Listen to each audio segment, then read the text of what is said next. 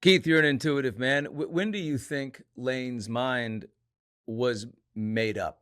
Do you have in your head a date, a specific time when you feel like he was definitely going? Well, of course, I didn't find out officially until this past Saturday night around 5 p.m. But it kind of started to feel like things might be going the other way, kind of the week before, and started catching a few vibes that maybe he might be thinking about leaving.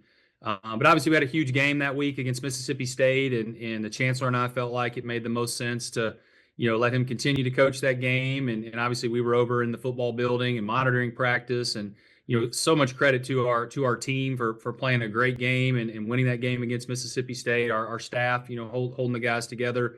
But then that Saturday after when I found out, and as I mentioned, once he let me know, we had to go in another direction, obviously, and we made it clear that Coach was not going to be able to coach in the playoffs, and couldn't be more happy with Pete Golding, who we've named as our new permanent coach, and we're excited to let our guys and this new staff, get after it here in the college football playoff.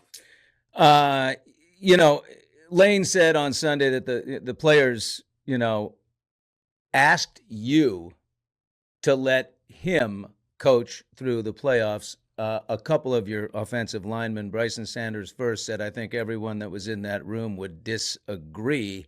The players did not ask for that. Was Lane bloviating there a little bit, or is it a mixed bag? Some did, some didn't.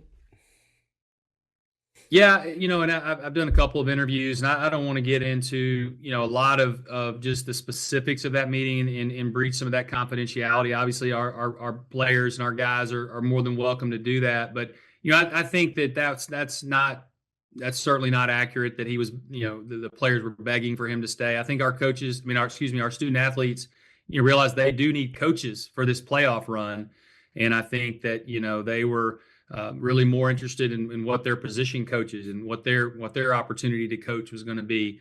And so I think that was more of the questioning from that perspective. But again, we're in a good spot now.